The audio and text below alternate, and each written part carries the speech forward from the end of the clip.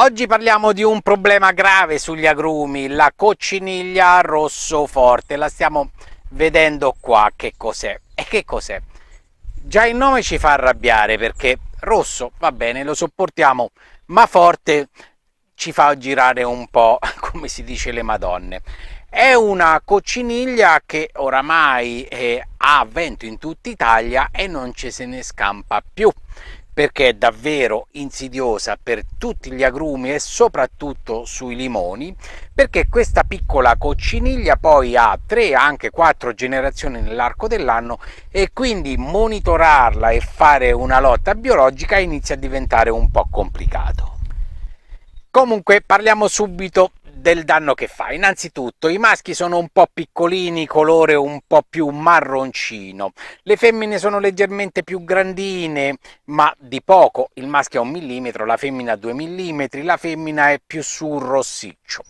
Si posiziona in tutte le parti della pianta, le foglie, i rami e soprattutto i frutti, e davvero deperisce in modo costante e molto forte, come dice il nome, la nostra pianta di agrume, la nostra pianta ad esempio in questo caso di limone. Quando si posiziona all'interno dei frutti così, ragazzi, il frutto oramai non si vende più, è deprezzato, non lo vuole più nessuno. E davvero anche per uso alimentare per casa diventa un po' complicato andarla a togliere. In questo caso che si fa? Se devo fare, che ne so, una tortina con la buccia del limone grattugiata, questo limone non può essere più adatto. Quando si posiziona sulla pianta, sulle foglie, debilita pian piano la pianta e la foglia ben presto diventa gialla, poi cade. Ecco che la sintesi clorofilliana viene a mancare, la pianta non riesce più a elaborare la linfa grezza che proviene dalle radici e va verso la chioma, non diventerà più quindi linfa elaborata e la pianta si debilita sempre di più. Sui piccoli rami queste punture di questa cocciniglia riescono addirittura a fare dei piccoli gretti, delle fessure dove poi possono penetrare altre patologie fungine, quindi il danno diventa davvero serio. Se poi incontriamo la generazione sui limoni lunario, i 4 stagioni così detti, diciamo la generazione che va a colpire anche i fiori, lì vediamo una cascola e la vediamo anche sui piccoli limoni, anche addirittura sui limoni già in formazione la cascola, perché quando la cocciniglia si pone intorno al picciolo, inizia lì le punture, il limone pian piano appassisce e cade. La lotta quindi è sempre un monitoraggio. Osserviamo sempre la nostra pianta, giriamo sotto le foglie dove sono i limoni, appena vediamo queste piccole macchioline dal marrone al color rossastro e dobbiamo intervenire. Con che cosa si interviene? Allora, io dico sempre, è meglio fare la prevenzione che la cura. Se noi abbiamo la buona abitudine di usare prodotti repellenti per gli insetti, come il sapone molle potassico o l'olio di neem, vedrete che l'insetto, prima di andare a posizionarsi sulla pianta, succhiarne la linfa e deporre le uova, ci penserà un attimo.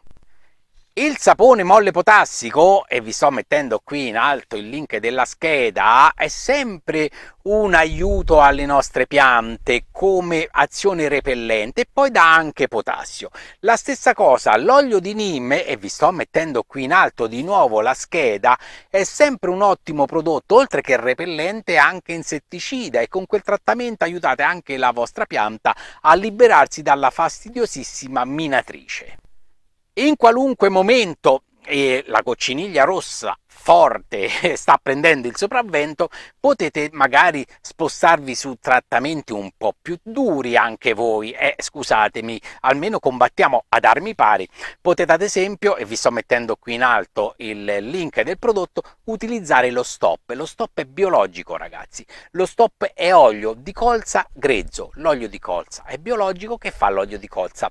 Aderisce con un sottilissimo strato sui frutti, sui rami ed anche chiaramente sulle foglie, e cercherà di soffocare la cocciniglia rossoforte e anche tutte le altre cocciniglie. Vi dico subito che queste strategie contro la cocciniglia rossoforte non sono così risolutive. A volte dobbiamo aggiungere anche a questi prodotti un insetticida. Utilizzate il piretro naturale, appunto è naturale, è l'estratto della radice di una margherita.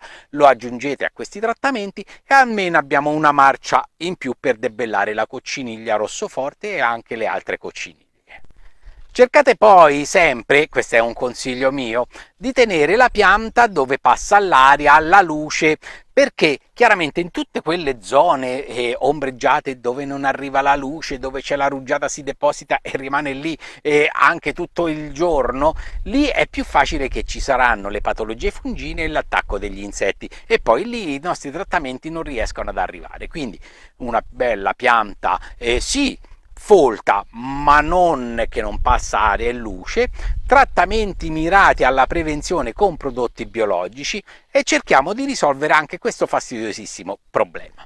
Io ragazzi vi saluto così, ci vediamo al prossimo video, un abbraccio a tutti, sempre prodotti biologici, vi saluto, ciao da PG, ciao ragazzi.